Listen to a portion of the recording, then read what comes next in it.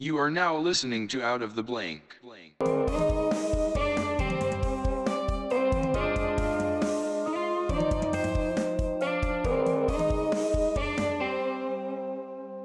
Bam, everybody. We're at another episode of Out of the Blank podcast. I'm here with my good friend from high school, Brooks Holloway. And when I mean good friend, I mean we sat at the lunch table and basically shot the shit while eating our crappy school lunches, which there were the good meals some days.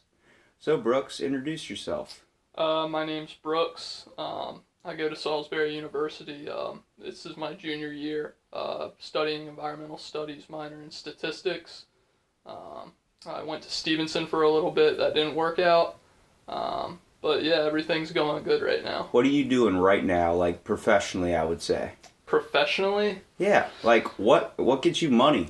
So I work at at Ocean City Golf Club, and I really enjoyed it there. I still do enjoy it. It's helped me with a lot of social interactions, relationships with people.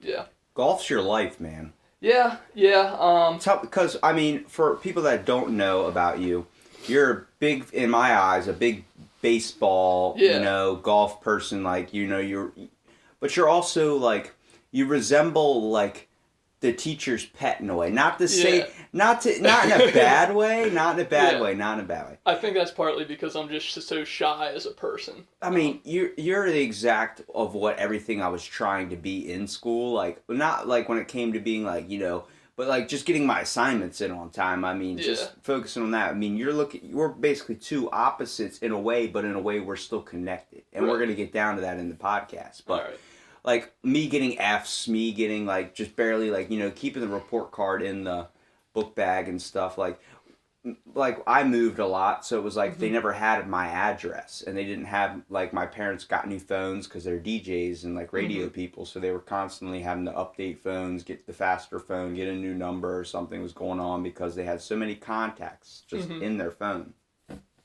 So school never had any of my stuff. They never had my mailing address. They never had my parents' phone number. So whenever they do a conference, they'd have to give me a letter to take home. Right. You think some kid that's getting in trouble is going to take home like their bad report card and show it to their parents? No, I left it in my book bag because they give it to you on like a Friday. And next thing you know, it's the weekend. And I'm like, oh, I totally forgot about it. Robbie, did you get your report card signed? But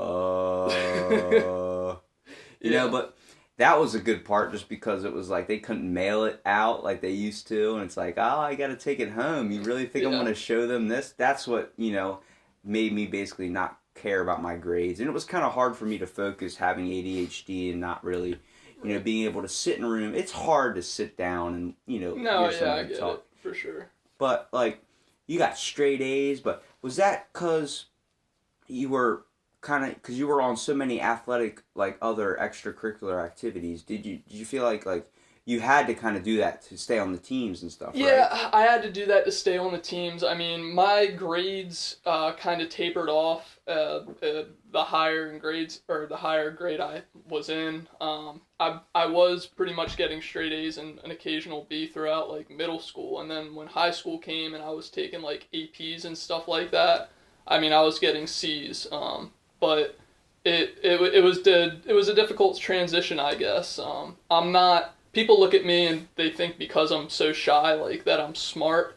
I don't think that, I wouldn't say that I'm smart, but I would say, like, maybe intellectual.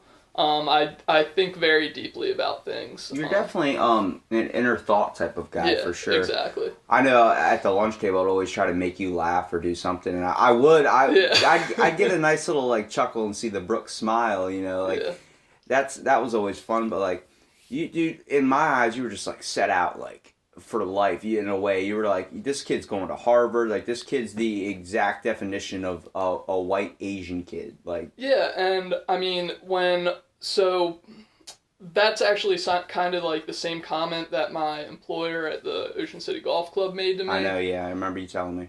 Oh, really? Okay. And it definitely hit you in a way, because did you not realize yourself to like that? Like, No, well, no, I didn't. I guess I just didn't really care too much about it. I mean, what's bad about it besides being like, you're set. Like you basically, you're like, you got your life. Like it all seemed like you were like ready to go. Like you're about to make bank. Like a lot of like you see this star athletes in school and stuff, but like you were doing all like going to golfing tournaments, stuff that like was the Right. complete opposite of me. I was like the stoner kid, and Yeah. like didn't really like being in school, and like I'd just rather stay home and just play video games all day, and then finding my outlet with the gym. But it was like you had the straight up lined up life. Yeah, and I think that's partly because my parents were really good parents. I don't want to say it in these terms, but up to a certain age, throughout high school, they motivated me. My mom made me breakfast every morning, that kind of stuff. So they were very, very helpful throughout high school, and now that I'm in college and especially the early stages of college a couple years ago, it was definitely a hard transition because I guess I didn't really know how to take care of myself 100%. I didn't have that motivation or practice to take care of myself. This kind of comes to the thought that I usually use is like the reference of like if you take two kids that are exactly the same but put them in different lifestyles, like one having Mm-hmm. not so wealthy childhood, and then one having such a wealthy childhood. You said you were used to your. I remember you always had a packed lunch that was like Yeah. sandwich bags, like cut up stuff, cut up apples, like all Mm-hmm. like everything was like, even in high school I was like that's a little strange. Yeah. No. Yeah. But like there were some kids in our school that were like that, and they were the ones that had like already knew what college they were going to basically at 8th grade. They already Right. got their acceptance letters. They were all lined up, and then like you see, me. I had parents that worked so many jobs, and like they try to make lunches and stuff when they can, but it's like you got to understand they have to make money. They're barely home when it is, and Mm-hmm. it's like you got to make sure like so we basically grew up in two different kind of styles. I Right. I mean I never had the unfortunate thing of ever living in a bad situation, but it was like moving, and then there was also like I knew how to make myself food basically. You know what I mean? Yeah. Yeah. And You could be responsible for yourself. yeah. Well, it's like I said, with two people getting two different lifestyles, learning two completely different skills and applying them in different ways. So the one thing I really wanted to bring up, and I hope it doesn't get too much of a sensitive subject on the matter, but you're talking to me on this, so it's Mm-hmm. like I understand completely where you're going through. You gave me a phone call before I even started my podcasting when I was just had this aspiration of it. I was dealing with a difficult time with dealing with like going to the gym every day, and it's like it's getting a little old and stuff. Mm-hmm. You called me and were basically in tears, like confiding into me about how like you've just realized that your parents have controlled your life, Yeah. and like that everything was kind of lined up for you in a way. Mm-hmm. And hearing that, I was like, this kid that grew up in a completely different lifestyle than I did, like different situations, different, he had kind of everything handed to him, is dealing with the same things I'm going through, a Right. struggle in an inner sense, like Mm-hmm. and it brought me closer to you. That phone call did, and it was just like, in my eyes, my image of you did not deteriorate, didn't it didn't Mm-hmm. turn into like, oh, he's just as sad as me. No, it turned into like something like I could connect to you more. Before, I felt like you were such on a higher pedestal than me, but like realizing like we're all people too Mm-hmm. is like it's how I look at everyone now. Like we're all not higher up on the pedestal as much as we want to think we are. Mm-hmm. We're all on the same level. And like hearing you connect to me and being able to feel open to me. What made you even think to be open to me out of all people? You know, we were friends, but we barely talked. Yeah, yeah. So that night, I was drinking a little bit by myself, and I ended up going a little overboard. And when I drink, I get social, and so I called you because I guess I was just thinking so much, really in depth, and I know that you're straight. You're very straight with me. You're very. I can trust you. I'm a straight guy. I mean, I don't I'm not gay or anything. Yeah, but I mean, I feel like you really in high school, you reached out to me.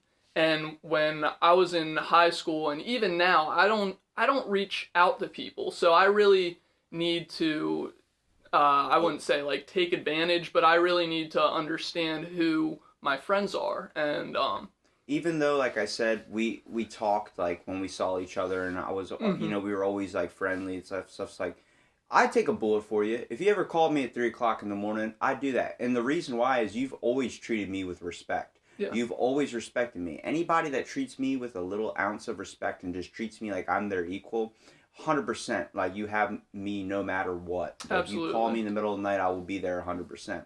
And I appreciated that. And the fact that it really brightens my day to think that you could, in deep transitional thought, could call me up and then confide into me how you were feeling was like, it was eye-opening, because it was like, I totally thought you were like, didn't even know I existed, like, just anymore. You were just like, I was just that dumb kid in your eyes in high school. But I was like, it really like was like, when I start doing these podcasts and people start opening up in a way, it's like, mm-hmm. I'm glad I'm like that you could get that out. But at the same time, it's like, I'm glad you look at me like someone that, I'm a good person in your eyes. 'Cause absolutely. It definitely at times, sometimes you don't feel like you are the best person, just depending on what happens throughout the day or how you're really feeling. And it's hard.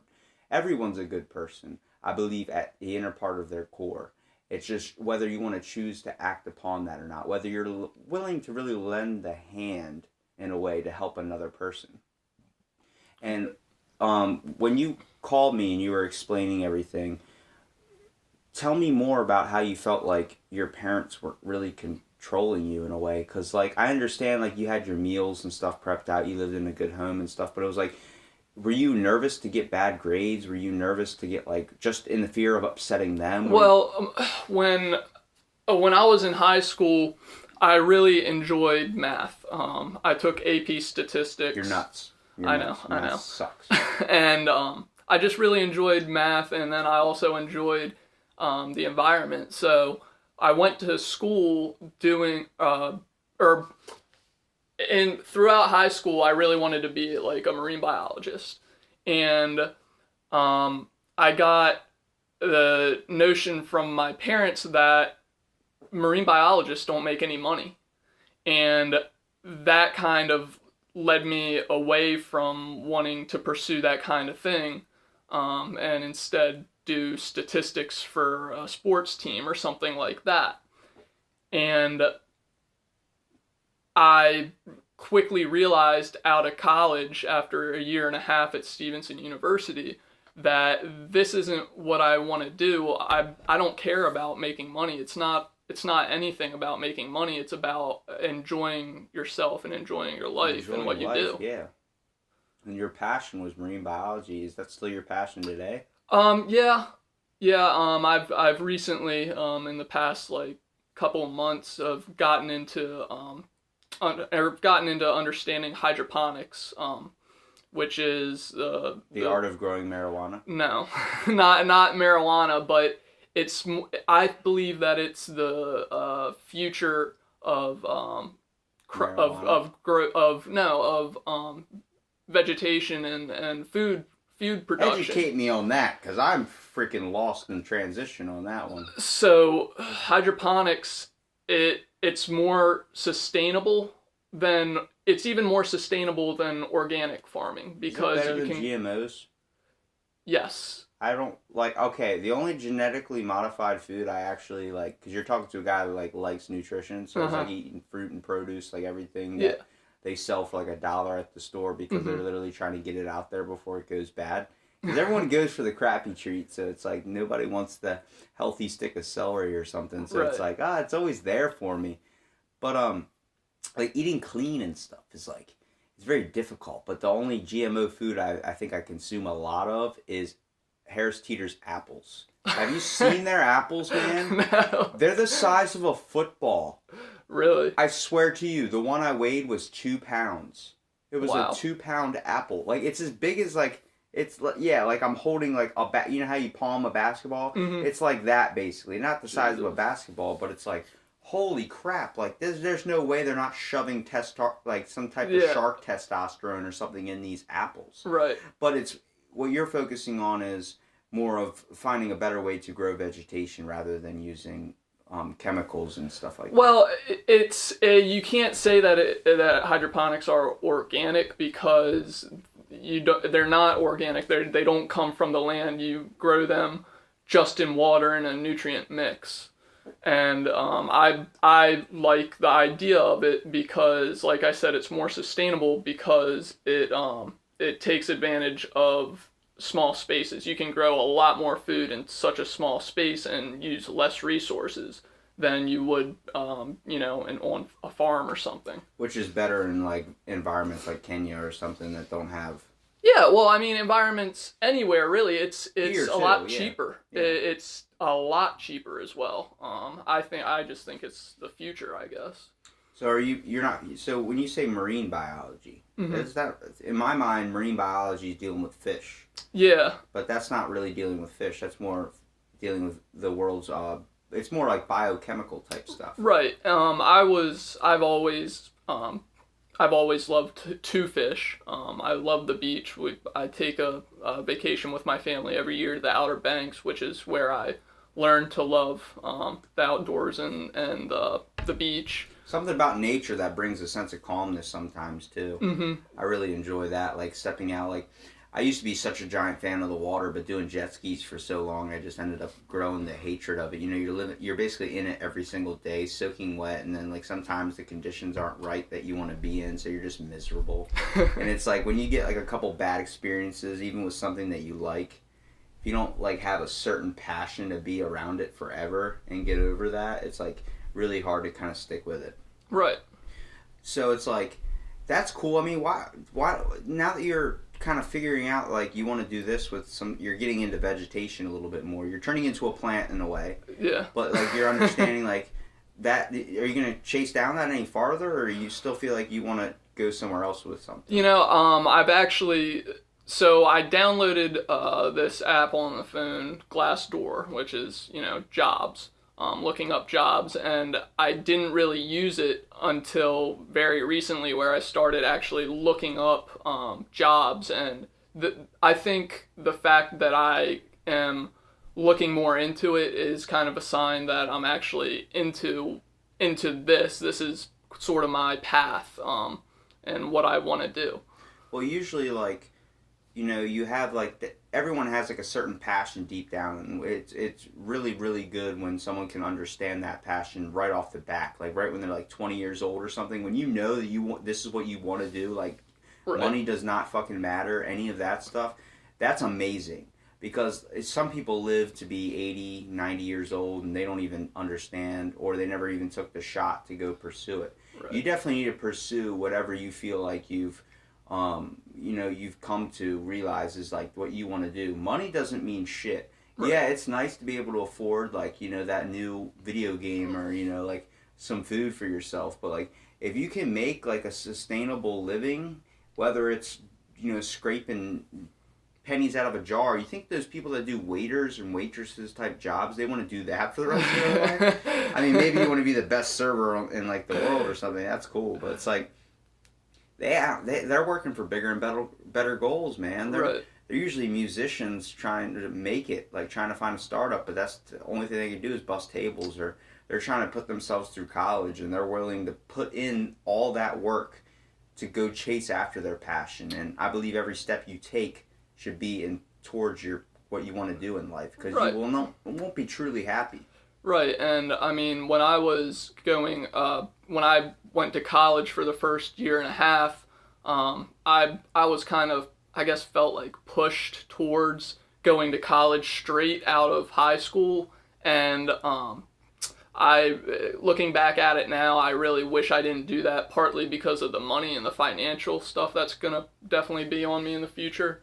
But like loans and stuff? Yeah, like exactly. Paying off loans and stuff. But in a way, it was a good experience for me to help me figure out who I was and who I wanted to be around. And Elon Musk went only to college for like 2 weeks and then dropped out. I did not and started his own company with his brother and sold it for like $3.5 billion. I did not know Not that. even like 3 months after leaving Harvard. He Wow. literally spent all this money with loan money, went there for 2 weeks and then left. Like that guy, like, I mean, we talk about how much he invents even though he's really only inventing stuff for himself, but it's like, he's the popular guy right now, but it's like, if you have something that you feel like you're better at, that you would rather do for the rest of your life than be like a doctor, like someone that wants to be like a garbage man and then has to be a doctor. I mean, like, yeah, we're looking at that like, okay, well, you got a better job, obviously, but it's like, but if he's miserable doing it, what's the point of doing it? You know, you're only on this earth. We're only on here for a certain amount of time until they do some type of what is that movie? Transcendental. No, that's something. That's a later question down the road. But Transcendence. Okay. The one where the dude goes in the computer, Johnny Depp. He puts know himself into like an artificial AI after he dies, so he's like constantly living and being programmed. And it's like a copy of his like everything, his mind basically. It's like Chappie, where they move the dude into a robot body. It's like, we're not like that. We have not gotten there yet. Maybe down the road, but it's like, it's not going to happen like anytime soon. So you got to understand, you're only on this earth for a viable amount of time. So you might as well do what you want to do. Right, exactly. And I feel like that, what you want to do changes over time. I mean, you can want to do one thing one day, and then the next year you want to do something else, and you're only going to be able to be happy as if you go out and pursue trying to figure out what you want to do. You eat fish every day, and then one day you want a steak or you want a hot dog. Right. Like sometimes the flavors change, and it's. You said you felt like you were pushed on to college, which is like the exact opposite road I went, where I took a year off when I graduated thinking I was going to work 2 jobs and that was going to be the successful part of my life. And then after doing that, I was like, I need to go to school. Like, I need to educate myself, at least to hold me over until I figure out what I really want to chase or pursue down the road. That's going to get me, first of all, a better career, but still be able to chase down my passion in the long run. Whether I want to do podcasting as my passion and career and have that take off, and just focus on that, like just constantly filming podcasts and interviewing people, but at the same time, like being able to have a job that can pay for that too. Because I mean, I'm not in it to make money off of podcasting. If you really enjoy something, yeah, it's nice to make money doing it, but at the same time, it's like you're not in it for the money, and it really sucks because in 2 ways you can kind of relate to you being thrusted upon going to college right after high school was your parents controlling that factor, and also now like not being able to pursue your passion because you feel like you have to pay these loans back, like you have a debt over your head. That sucks, man. Yeah. And it's like you gotta work in some job that you're not too happy with and kind of put your dreams on hold in a way just to pay off these loans. And that's where I think the government's just a piece of shit in a way. But it's like you being thrusted upon to college by your parents, like kind of like focus on what they were. Do you think of that in a bad way or a good way? No, I mean we are living in a society today where money is everything. In the words of Snoop Dogg, money makes a man, and that's a crime. Yeah. And it really is. Nice Snoop Dogg reference, by the way. I know. I was actually listening to. I'm for the past like couple weeks I've been listening to his Reincarnated album on Spotify, and it's a really good album. The most actually environmental song is called "Smoke the Weed," which is kind of funny. Do you think that it's funny that an artist that like is like a well-known like drug guy and like you know like had a rough childhood and stuff like that relates to you so much in a way? Like you can connect yourself to that? I think they are stronger than me, and sometimes I feel like they in a way had I don't want to say an easier route, but it was more clear to them what they had more of a force driving them to, yes, exactly, to work harder and do something like that. You kind of seem like I can kind of slack off here, but at the same time I can't like do it too much. You have to kind of, you know, you still had some stuff. You were kind of set. Right, exactly. And I'm not saying people that you know go through whatever he had to go through, like I'm not saying that they didn't work hard or anything like that, but they, in a Yeah. way, I see them as having an advantage because of the position that they were in to start, and the position I was in to start. They were put upon to grow up and mature earlier. Right. You weren't really. I was already matured at a young age, I guess, you know? Well, no, you didn't have the deadline to be mature yet. Right. You had the open to be as willing as a kid in a way. You were mature in ways that they weren't at the time, but they are basically at now. Mm-hmm. We mature in different ways, I like to think of it. It's a good way. Like, some people are really, really wise at a really young age and really, like, know what they're supposed to do, have their plan, like, in their mind of how they're going to do it, and the art of pursuing it. Those are people that usually have a hard life, that have to force to kind of feed themselves, take care of the family, that type of thing. You, in a way, were, like, set. So, like, you matured in the mental state, really, where you were, like, right. The mind, as in, like, books, all that type of stuff. You were able to understand and comprehend, like, all that kind of book smart. Mm-hmm. Everyone else kind of had a street smart. You admire the people with street smart, and you're saying that they are more lucky, or they're more advantageous in their life because they had that opportunity that they took grasp of and right. kind of form themselves. Right, I think. That's not saying people like in Baltimore that have the really rough situations, or somewhere that are less fortunate, or have the best lives or something like that. That's just saying, like, you admire that they pursued through a struggle, right, and were able to turn their life into something that was the complete opposite of the dice they got given in the first place. Right, and I mean that it's all about that. It's all about finding the life that you want to pursue. And the one thing I want to get back to is the phone call that you actually called me about. And I don't mean to call you out saying you were crying or anything. It was like, I started tearing up because it was like it was a really emotional moment for me. It was like 2:00 in the morning, and you're calling me like, "Do you have a minute to talk?" And I was like, "Yeah." I think that lasted like an hour or two. It was an hour and a half long conversation, and we were just talking, man. Like, it was like I was trying to, like, in a way, calm you down, but I was trying to be, I was being as honest with you as because you were experiencing the same things I was experiencing in just a different light, and a different, like, form in the mirror. It was kind of like looking in the mirror and seeing a different person. And when you were coming up to me and you were bringing all these emotions up, saying how you felt like you were controlled and how you're now realizing it and you still feel controlled, like someone's holding a thumb on top of you. And to hear that from you was just like a little bit shocking, but then I understood it. Like, the pieces of the puzzle kind of clicked together. Like, you weren't happy, and you're still, you know, you're telling me all this medication that you're on and all this stuff for your anxiety, and I'm like, whoa, like, this is the fact that, like, I mean, I feel like you're on your medication right now, right? Yeah. Well, if you weren't on it, you probably wouldn't be able to be as open as you are, or be as social as you are. Because you came over and you were like all like smiling and everything. I was like, this is the complete different guy from what I heard. This is the guy from high school. This isn't the guy that called me on the phone and got real.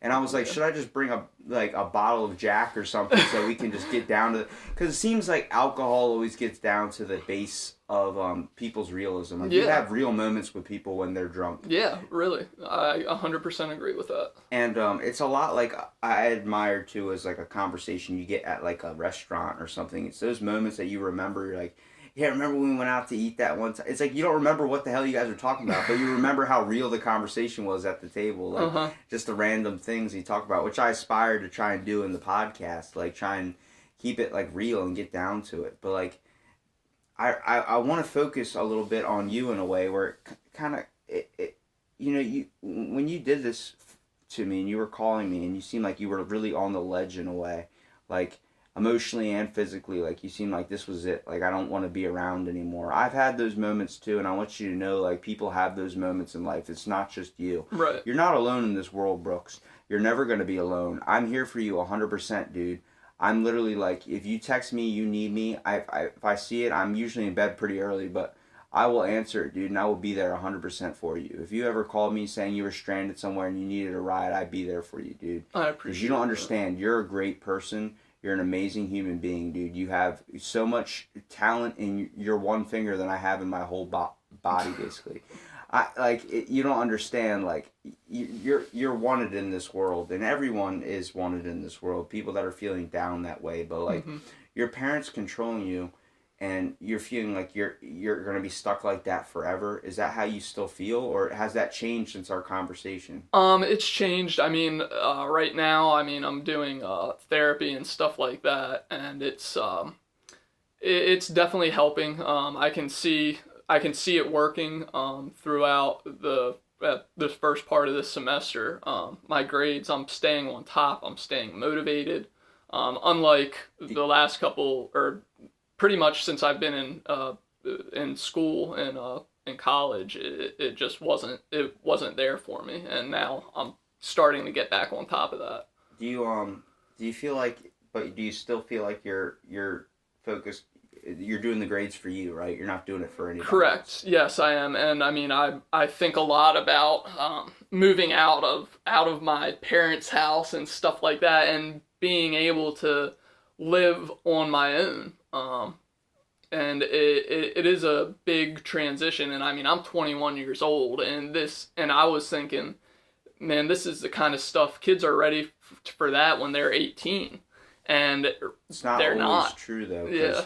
I mean, I thought everyone I think in high school thinks they're going to move out when they turn 18 and they're going to get their own place and not have to live by their parents. Fuck my parents. You know? Yeah.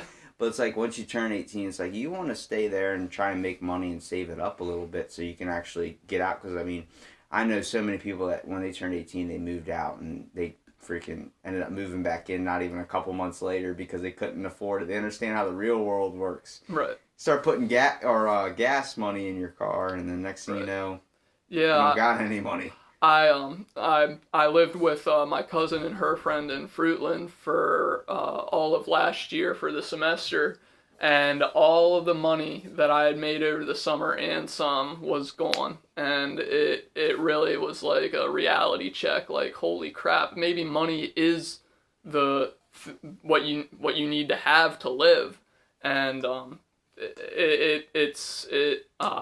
it goes through my mind a lot about money. And I think everybody thinks about money because the fact of like how dependent we are as people and how dependent we are as a society. I mean, it's a piece of paper that like before it was even invented, that we were using other things like salt. You know, salt was a giant I didn't trade know that. thing. You know, what comes from Romans used to say, "You're not worth your weight in salt."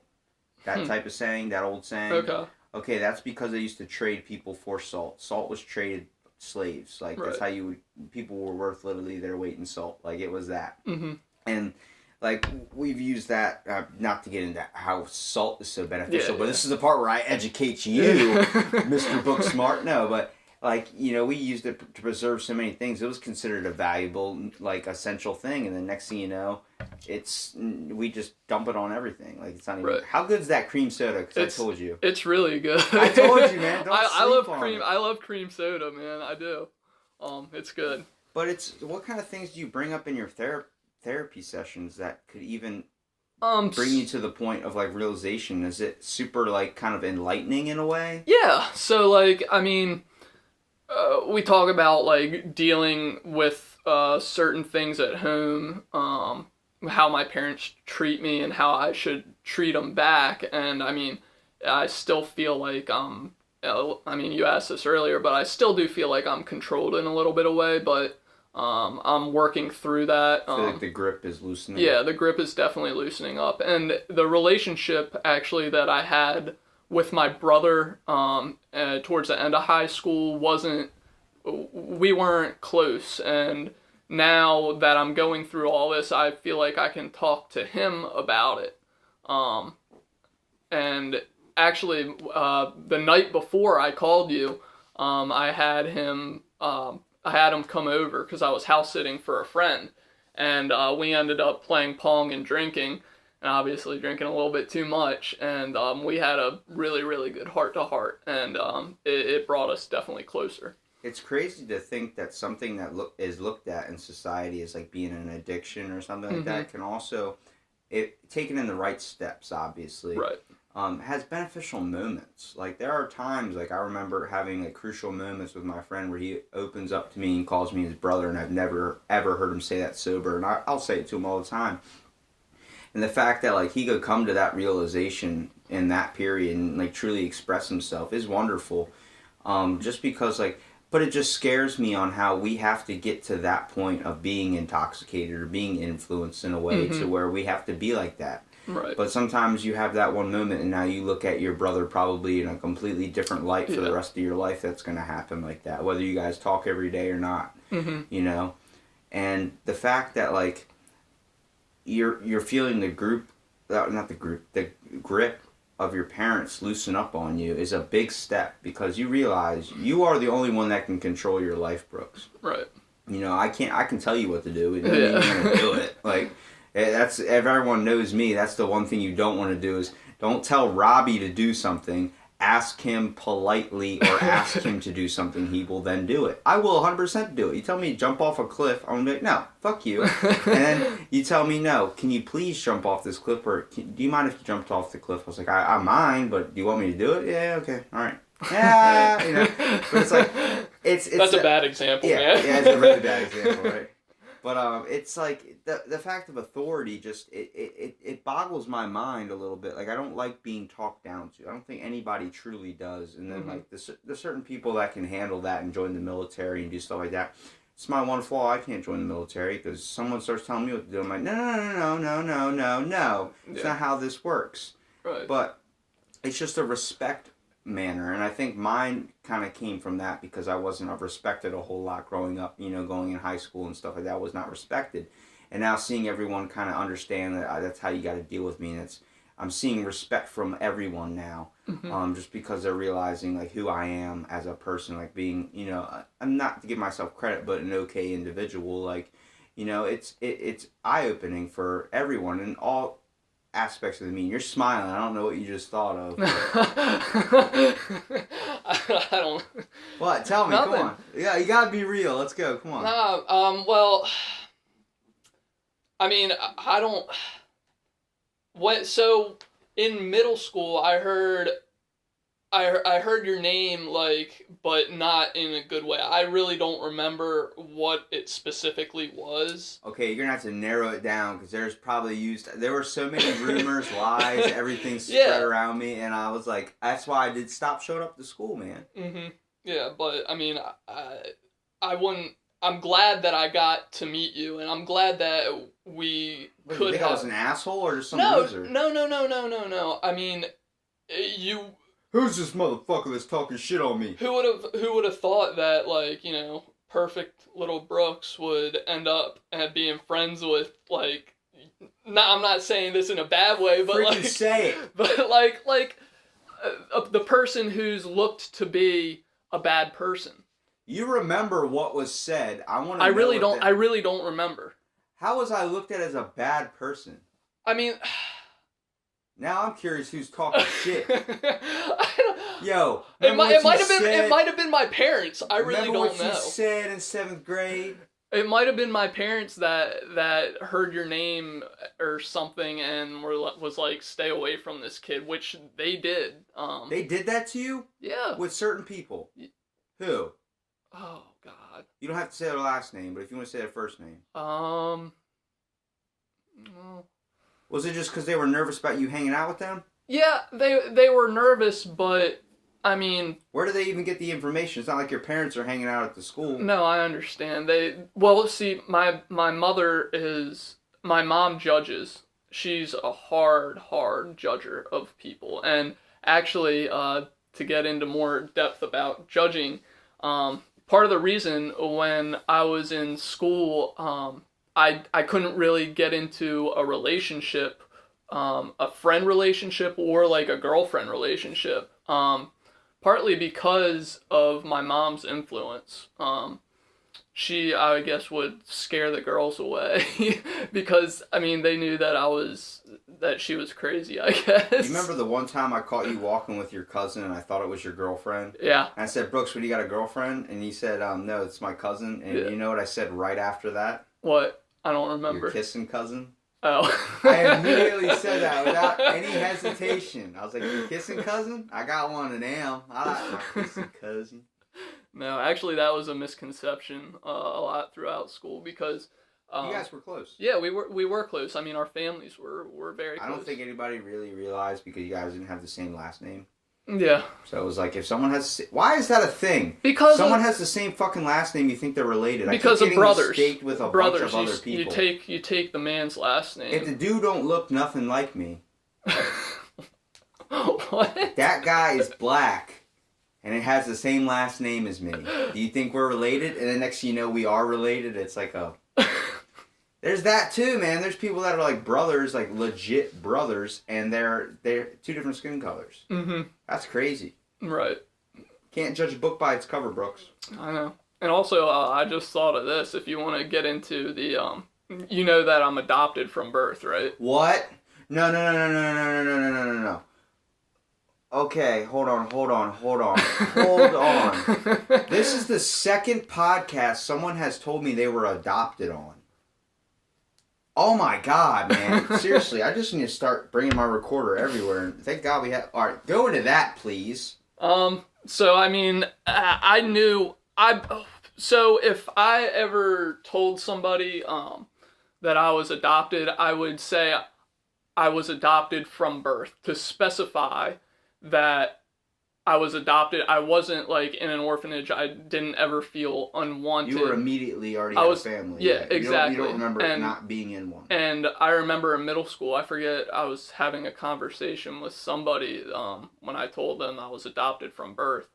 And they said, oh, so do you know your real mother? And I said, my mother is my real mother. She is your mother. Because she is my mother. My mother is the person that raised you and took care of you. Whether it's blood or not is nothing. It's the same thing with genetics. Like when you're, you get a certain taste that you get from, you could have a certain taste that you get from your genetic makeup, like from, that you were like just born with, like from your actual straight, birth parents. Mm-hmm. The ones that you share DNA with. You're going to have traits from them, but you're going to have traits from your adopted parents as well. Exactly, 100%. And that's where we say, like, you literally, blood's blood, but blood is also, like, how you look at your family, loyalty, all the, like, who like, who you can truly, you probably can, your parents, your adopted parents, better than your real parents. You know everything about them. They are your parents in your eyes. So me even saying that they're better than your real parents, it's not a thing because they are your real parents. Yeah. They have taken care of you. But it brings the two things to light in that matter. One, if your dad likes French toast, and then you suddenly develop a taste for French toast, and then you met your real father, mm-hmm. and he was like, I fucking hate French toast. You're like, well, I fucking love it. And you're like, how did that happen? You're supposed to be my son. Be like, yeah, well, guess what? It's, you're influenced by your environment. You're influenced by those factors that can change your taste, change your looks, change your, your face. My cousin, who it was on my podcast, he's my long lost cousin. We didn't know that my uncle had a kid and everything, and no one knew about him. He was put up for adoption and everything. We just got in contact with him like a couple of years ago. He's like in his 30s. And we were talking about this. Like, he looks at his family, his brother, they're his family. They're, mm-hmm. whether they're blood or not. Like, it's the bond you create with somebody. Right. I have best friends that are my brothers, that are more family than I think of anybody. And because I always know that they have my back for anything. And does that give you the reason... Okay, this is a weird one because this is bringing the bad part of it. Bring it. If you ever get into a fight with your parents, you ever be like, not use the adoption thing, but be like, maybe, like, that's what you want to do, but that's not who I feel like I am. You know what I mean? Like, I know that's definitely got to happen with a lot of people, but feeling like, I would never use my adoption against my parents. It's not like they told me I was adopted when I was 15 or 20 years old. I knew from the beginning that I was adopted, and they let me know. They loved me very much. Did that make you feel like you had to do what they said? No. To earn the love? No. Because I feel like sometimes, not at all. My grandparents, my brother's my half brother.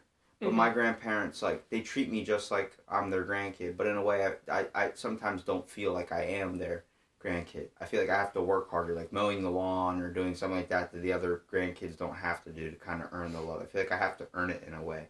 Do you feel like if you messed up, you wouldn't still have their love, or do you feel like they would look at you a little bit different? Are you kind of afraid of that? Because I'm afraid of that when What do it you comes mean to messed up? I don't know, like you slipped up, like you didn't do what they asked or something.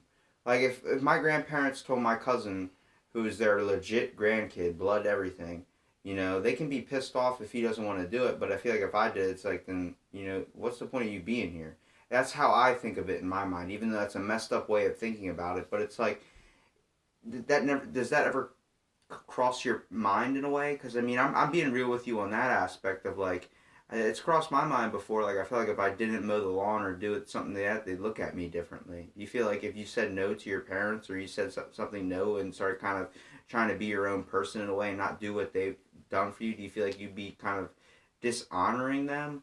More like the fact of like they've given you so much and you feel like you're just like fuck off in that way. But I mean, like I think they would understand the whole kid aspect of, Yeah, like, I mean, my parents will always they'll always love me, and they've told me multiple times, obviously, like they'll respect my decision or whatever route I go. But the problem with them is they're so influential and they're so one-minded on certain things in life, and I'm not that way. I'm like the complete opposite.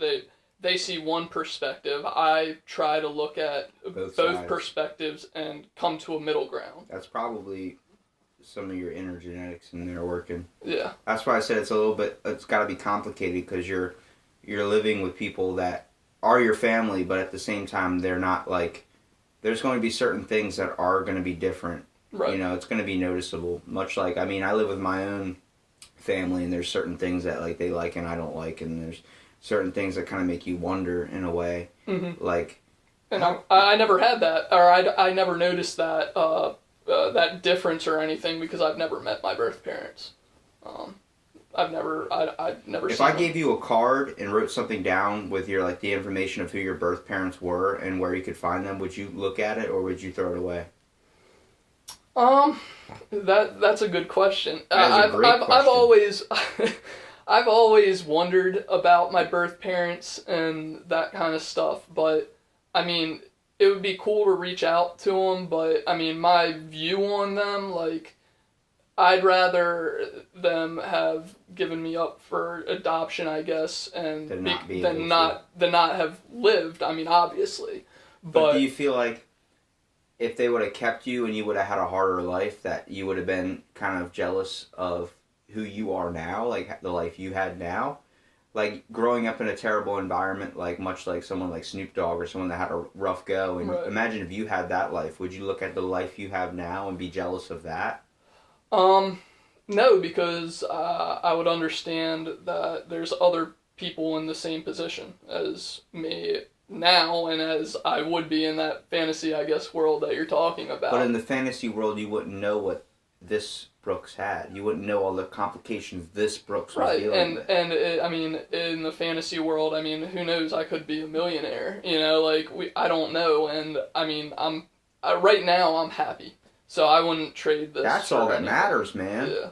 I'm glad you can come to that. I really want to talk to you when you're kind of intoxicated, just to make sure that you are actually happy. You're not just bullshitting with me.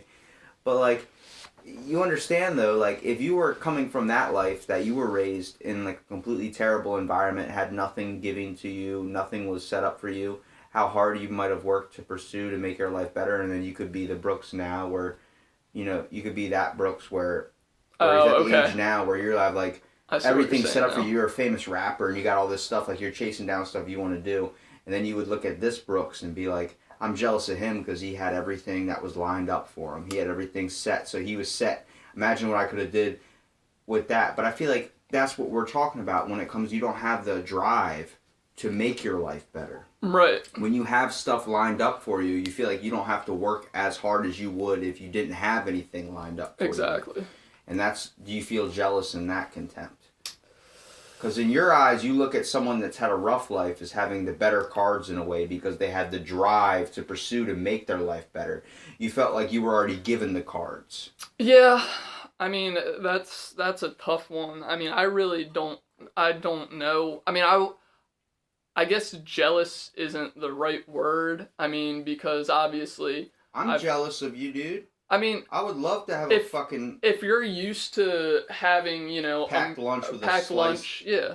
peanut butter sandwich with the crust cut off. I got that sometimes, but I'm like, damn, like, yeah, that shit every day. You had the new snacks, like the new snack pack. I was like, damn, Brooks got the new snack pack. Like, it's that type of stuff. Like, there's certain things I was always kind of jealous of you in a way. And then when you finally came to me with that conversation, it was like, I wasn't jealous of you anymore. It wasn't the fact that, like, I realized, like, you had a rough go. Yeah, but it was like, damn, we're all, like, it was like realization about everything in my life. I was like, damn, we're all, like, going through stuff. And I wasn't trying to, we all compare ourselves to other people all the time. How well is he doing? Well, I could be doing this better. Or how well are they doing? We're always comparing. Yeah. We always look at someone's shittier life as, oh, look what we have. At least it's not that bad. That's literally the thing you say. Look at some of the kids in Africa. They don't have all this stuff. It's like, you're literally comparing your fucking life to somebody else's. Right, exactly. And that's actually the funny thing. If you look at kids in Africa are funny? No. If you look... I'm kidding. God, Robbie. I scared the shit out of you. If you look at people in third world countries, they are more happy than people in the United States. Because they don't have shit. Exactly. They're happy with... They're happy to be alive. They're happy to be alive, but they're happy with what they do, their jobs, and just how they live their life. And in a way, me pursuing environmental studies, I want to get closer to the environment, and I want to just be happy inside and understand where things come from the ground up. You want to be happy and content. You want to be set. Like, you don't want to have to worry about... Nobody ever wants to worry.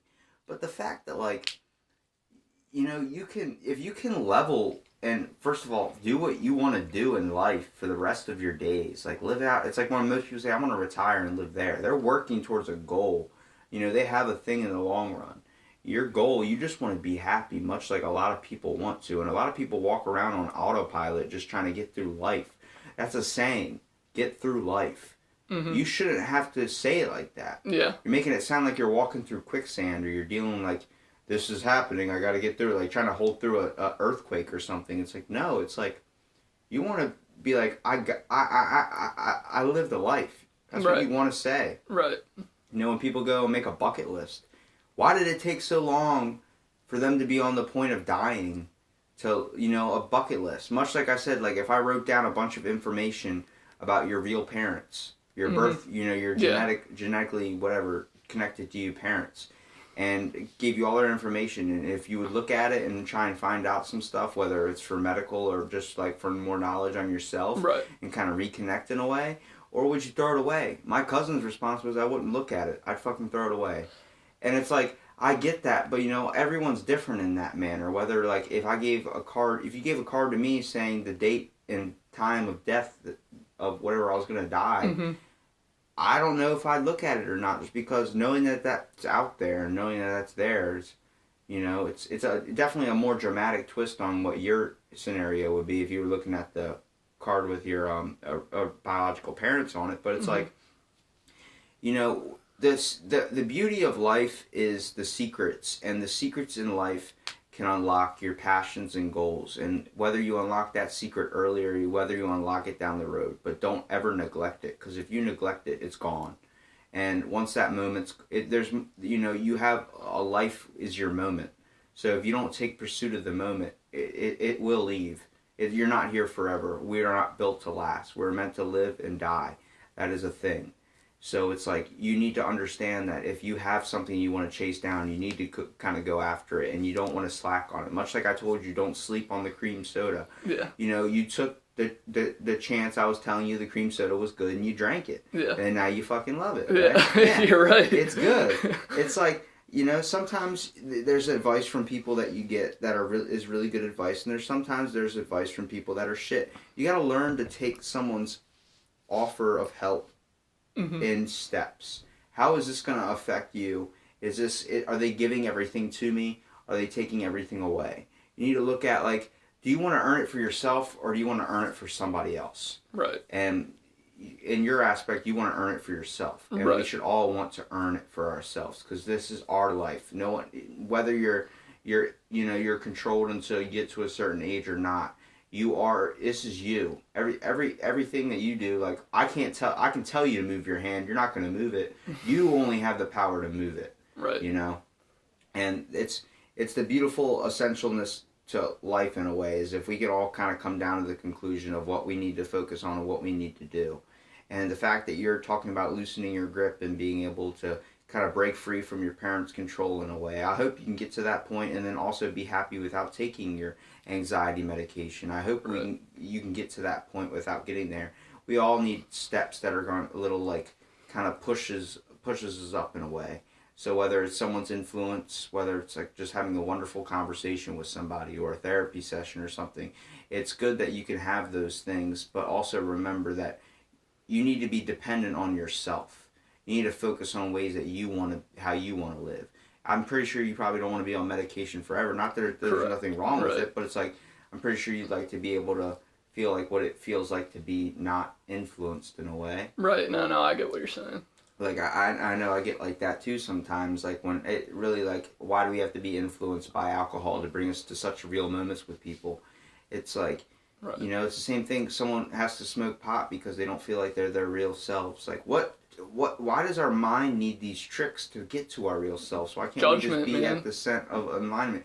And that's a problem with society. Yeah. We're all focused on judging everybody. Like I said, like what we just compared to about how you compare your crappy life to somebody else who has an even crappier life, or compare your good life to someone that's having a crappy life to make your life feel better. It's like, what the hell are you doing? It's like, stop comparing. Right. It's the same thing, like, oh, how much money you got? Oh, how much money you got? You're constantly comparing. We're all pulling out our dicks and trying to measure the sizes. It's annoying. It's like, why can't we just all be like, worry about ourselves and just do our thing? Like, why does it matter so much what that person's going through and what that person has? You know, oh, he's got a new Lexus. Oh, he's got a new car. I wish I had that. Wish I could get myself a treat. It's like, it's the way society's set up, man. It's we're a money grabbing world, man. Yeah. And the way we spend our money's a little bit ridiculous. Always the person, whether you're flaunting your new shoes on Instagram, it's like, okay, sorry. Oh yeah, don't get me started on social media. Social media is the giant influence in how everyone, like, constantly hates their life all the time. You're seeing all these Instagram pictures of people with outrageously fit bodies, and let me tell you, for someone that it has a six-pack and goes through that, it's tedious, man. You don't have that shit 24/7. It's hard to keep that shit. You know, the amount of training and effort. That's the constant reason I go to the gym, is because I care about my looks. I care about what people think of me. It's that type of thing. So I can't judge a whole bunch on how much we all need to, you know, not worry. But it's a main factor, I think, that once you understand is a thing in life where people are constantly judging and constantly comparing themselves to other people. It's just something you have to come to the conclusion to. And we can use as much backtracking evidence saying, hey, you know, you are who you are. Don't worry about somebody else. You say it as much as you want, but you're, even in your slightest bits of quick thoughts, you're comparing yourself to somebody in some way. Exactly. I 100% agree with that. That was some fucking fortune cookie shit right there, man. That was something off like an ancient Chinese scroll. I'm waiting for the monks to come out with the gong. Yeah, and I mean, I feel like it's easier for people that aren't... If you're not a judgmental person, you can kind of measure that by how different you are under the influence of alcohol. Because of how, like, I'm a very shy person, but when I drink alcohol, I do not care. I do a 180, like 100% turn. It turns off the freaking anxiety and basically it turns off your brain in a way for a little bit. You know, if you go too far, it shuts it off completely. Yeah. Like taking the fucking batteries out of the remote. But it's like, you know, in a way, it's like it can open you up as long as you got to take things in strides. You know, when you say you look at Snoop Dogg and you say that guy's like, you're jealous of his life. I'm jealous of fucking Buddhist monks up in China, man, or something like that. It's like, seeing them, like, they don't have any money. They don't care about money. They're completely, they don't give a crap. You know why? Because their wealth is knowledge. Their wealth is enlightenment. Yeah. Their wealth is a center of peace. They get to wake up in the morning at the crack of whatever crack they're waking up at and freaking listen to the gong or watch the beautiful scenery and, like, seeing the sky, the sunrise above the temples. That's my freaking dream, man. At first, the only thing I'm completely think is idiotic about them is when they take a vow of silence. But it's like, oh my God, like, just looking at that aspect of, like, the fact that they're so happy with basically nothing, you know, like, they're just content with what the moment they found in life. And everyone is trying to reach a sense of enlightenment. Right. And it develops different ways in the newer society and all this stuff that comes out. Like, the more we progress in society and, like, technology and just going towards the future of innovation and all this stuff, enlightenment, the road changes, but it's all the same effect. Egyptian people used to, when they buried themselves, used to go down into a sarcophagus for the longest freaking time and not eat for weeks, not shit for, like, just sit there and just basically put their bodies through hell just because with the belief that they're going to hit this sense of enlightenment. What was your thing? I wrote down the sublime. So, like, one of the things that I Sublime? Yeah, Sublime. Like the band Sublime? No. Like what it actually means. One of my classes that I took last year was an environmental class. We explained. I understood what the sublime is, or sublime, or however you say it, and you find it in nature, and it's when you realize you quote see God. You see something greater than you, and I think I actually got a word that goes better with that. Okay. This brings back to the question I always ask on my podcast, but I've been slacking on it recently because it's the hardest one to kind of think of, but you have it so many times in your life. It's not just one moment, and it has nothing to do with religion. It's not an epiphany. It is called a transcendental moment. Have you? Do you want me to explain that? No. Or do you understand? What's that moment you've had in your life where you're like, this is fucking awesome. This is what life's about. Every worry, everything goes right out the window, and you are just centered. You're happy in that moment. That thing you can always kind of look back on when you're going through a hard time. What is that moment for you? You can have it multiple times. Oh God. It definitely has. It's got to be a beach thing. When I was in Eleuthera, Bahamas. And I met this guy named Ernie, who is a Bahamian native, and I just absolutely loved him. The cultural difference, I feel like I can connect to people. I can connect to a lot of people. It doesn't matter who you are. I'm friendly to everybody, and I feel like people can be friendly towards me. They just feel that connection. And I guess when I first met him, he was just so cool. He was so down to earth. I just saw a lot of similarities in both of us, even though he was like a 50-something-year-old man. You just saw yourself in his eyes. Yeah, exactly. Not in a gay way, or not no. in like a different way, but it's like you were able to connect with someone. It's much like when we start treating people as equals, you come to those realizational moments where you're like, this guy's it's me in another form. Yeah, and I mean, he grew up completely different than I did. Obviously in a different on a different island, in a different environment, completely different environment. And I mean, people look at like the Bahamas and stuff and tropical places, and that is what they look at as paradise.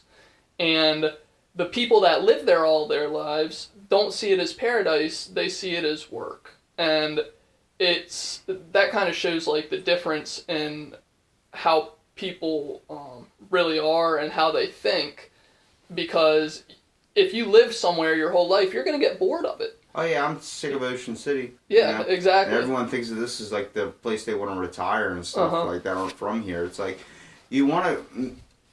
sometimes you want a change of scenery, whether it's a position in your life, like job-wise, family-wise, something like that. You want a change of scenery. We're always looking, we're always feel like we're not content.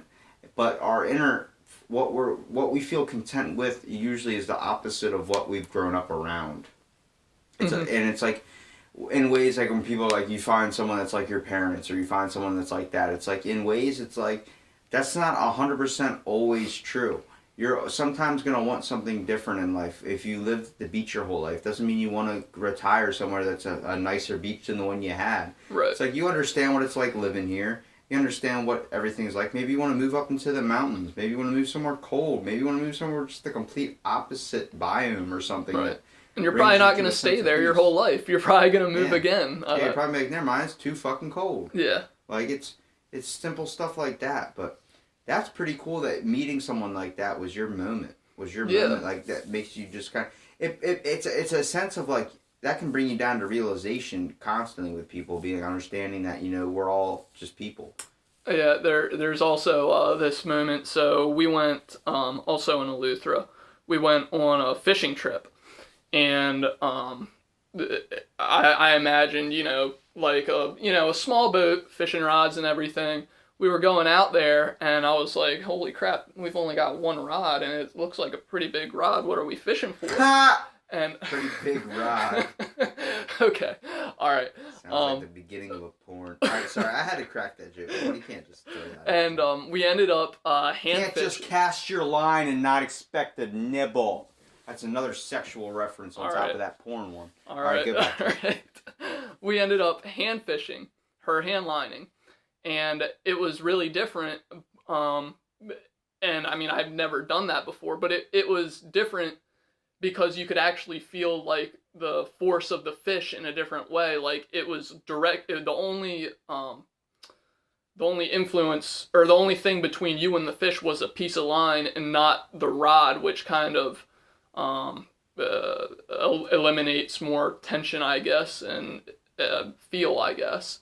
But also in that experience, they didn't have a fish finder or the technology that we have in Ocean City with a depth finder and that kind of stuff. They had used the most primal of skills. Well, guess what? They literally did. One of the guys put a snorkel mask on.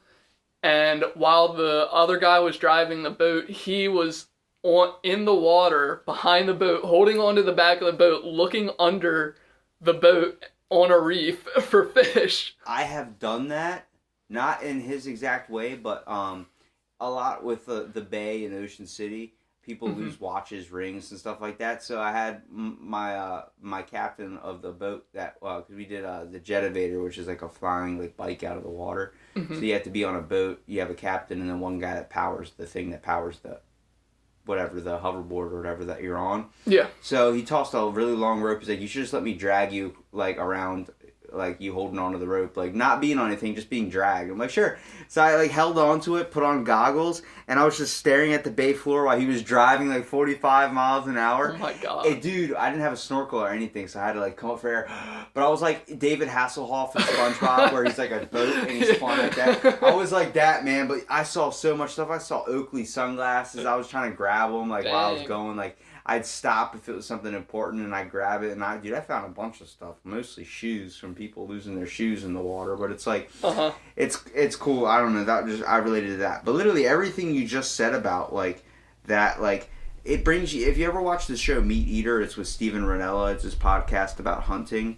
Basically it's like a TV show on him hunting. He's got an episode where he's they're hunting. Is it on Netflix? Yeah. They're fishing. And Steve Ranella can't catch a single fish for hours just using a really expensive bow. And then these two guys that are native to the land that they're in this Amazon place is using their hands and rope. It's hands and chicken neck and stuff you'd use to catch crabs and stuff to catch these giant piranha fish. And they're catching them left and right. And he's like, I can't even get a nibble. He's like, you gotta go to hand lining, man. You gotta use the string and do it that way. And they're sitting there lightly tapping it, and their whole skill set's completely different from his. He's thinking we're in America, people think you ever have a friend that has adopts the same kind of passion or something that you're into, if you like photography and you're using an iPhone to take pictures but you're really good at it, you have a very good talent with it. Then someone goes and you introduce your friend to taking pictures and editing on Instagram. He does one through his phone, then buys a $6,000 camera and is I got the better equipment, and starts acting like he's a pro at it. Doesn't mean he has better pictures. Right. You can have a crappy iPhone and still be able to take them pictures and Instagram effective. I can relate that to golf too. I don't spend a lot of money on my golf clubs. I haven't updated my golf clubs in years. But you can still hit them better than I can still, I can still play and I can still shoot even par with those crappier, outdated golf clubs. Even though, I mean, it's not technology, or I mean, new things aren't always better. Yeah. I mean, I compare that to Alexa and all that stuff. I don't like something controlling the lights and controlling the TV for me. I like being able to do that, even though there's a laziness factor at nights where I'm like, I'd rather just turn the fucking switch on. But it's like, right.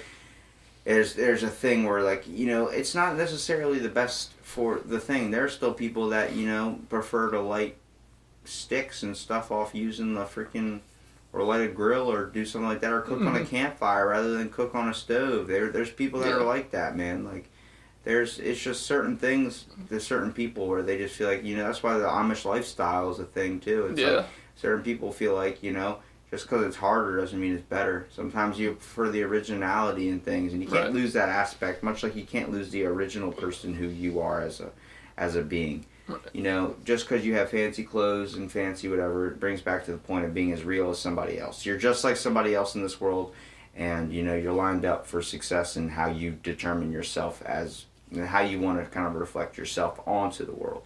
Mm-hmm.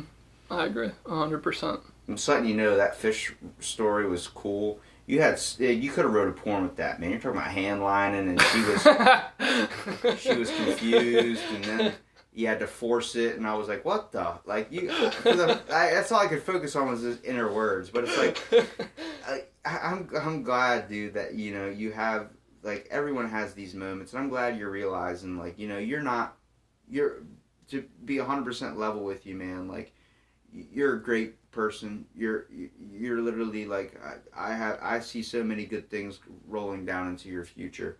And you're just, now the fact that you can pursue it and chase down is just a wonderful thing. Because I know Brooks, you put anything in your mind to it, you're going to pursue it. And that's just not me being, like, trying to just warm you up or anything. But that's, like, you are, like, a wonderful person, and I sense that about you, man. Like, you're a good dude, and you've been through some stuff. We've all been through things, and I want you to know that you're not the only person that goes through things.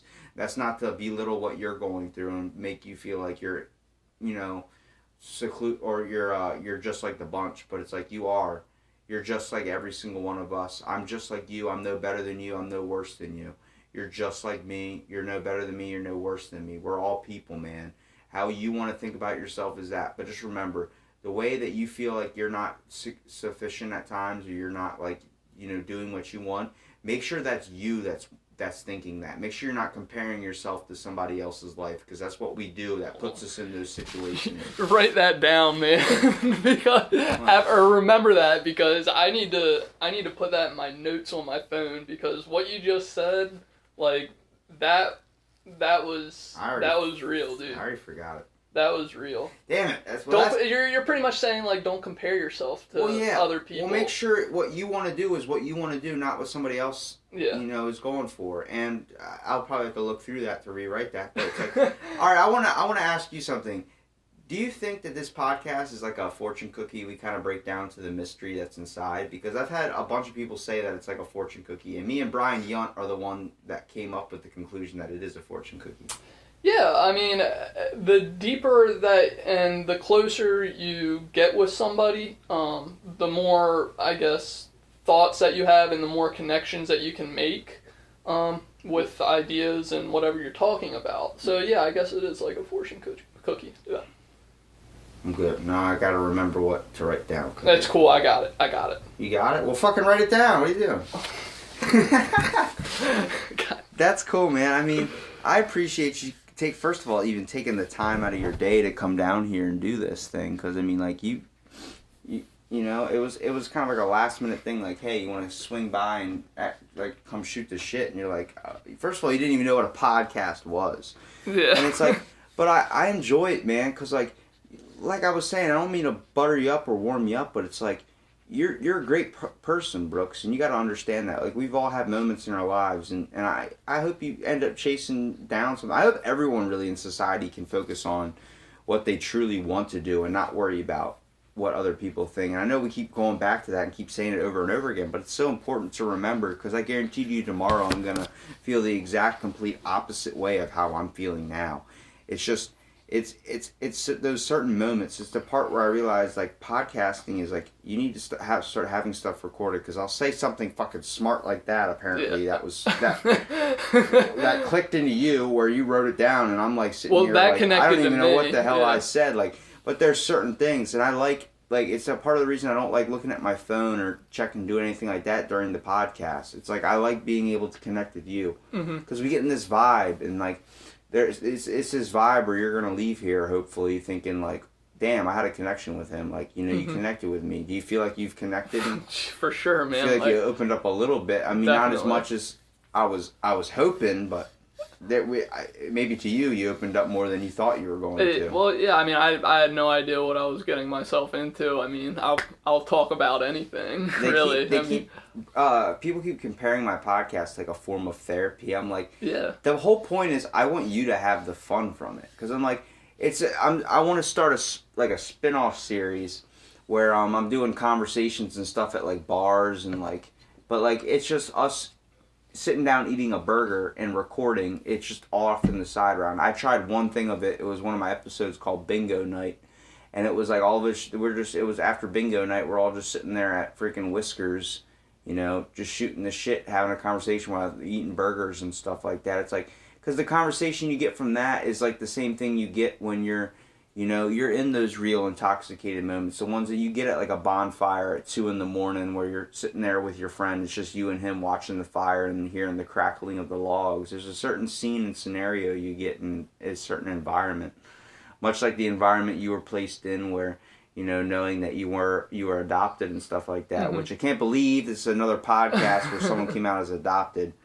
But it's like, you know, that was your environment. You had that kind of like, felt like you were kind of being watched in a way, upbringing. So it was like when eyes are on you, you act a different way. And then now that you're older and you're able to get in your car and like feel like those eyes are taken off of you in a way. But feeling like, you know, if you did something in town, someone would hear about it and get back to your parents or something. Right. But realizing that if you like somebody, go after them. If you don't like them, then make sure that's your decision. Make sure it's not anybody else's influence, man, because you're the only true person that matters to yourself. Right. Like everyone else, you know, their influence, yeah, you're going to be influenced by everyone in all aspects of life, but you got to influence yourself. You got to be your main supporter. You got to be your main icon, your main superhero.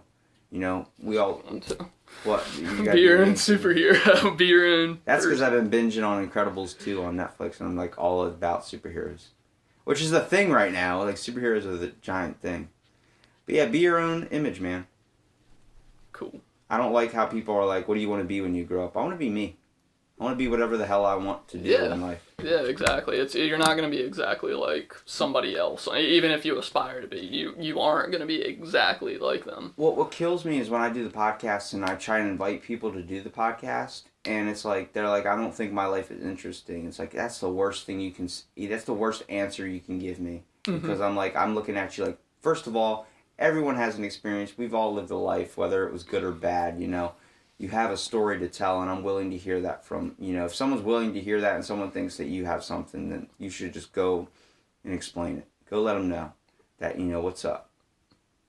And I appreciate you, like I said, coming down and doing the podcast, man. It was eye-opening for me, man. It was something that I was glad that you were willing to do and be able to kind of open up in a way. And I hope you had a good time on it, and hopefully down the road when I get more episodes out, I'll get you on again soon. All right, cool. Because it'd be cool. And thank you for the golf ball with your face on it. I told him try and tell people, like, you know, write stuff down and bring a souvenir, like certain things. And like, I told you that, you're like, I got you. I was like, what do you mean you got me? Usually someone's like, what the hell would I bring? Did you look at the golf ball though? It was me holding a shark. Yeah, it was like, I was like, but this is everything. Brooks is fishing, Brooks is passion for golf, and it's freaking Brooks in a freaking golf ball. You got your face on a golf ball. Yeah. That's ridiculous. Big time, man. Big time. That's big time. So when you're hitting balls and people are like, whose ball is this? You're like, that's mine. You can't tell, and then you just smile and you're like, oh shit. Wait, when you mini golf, do you bring your own golf ball? No.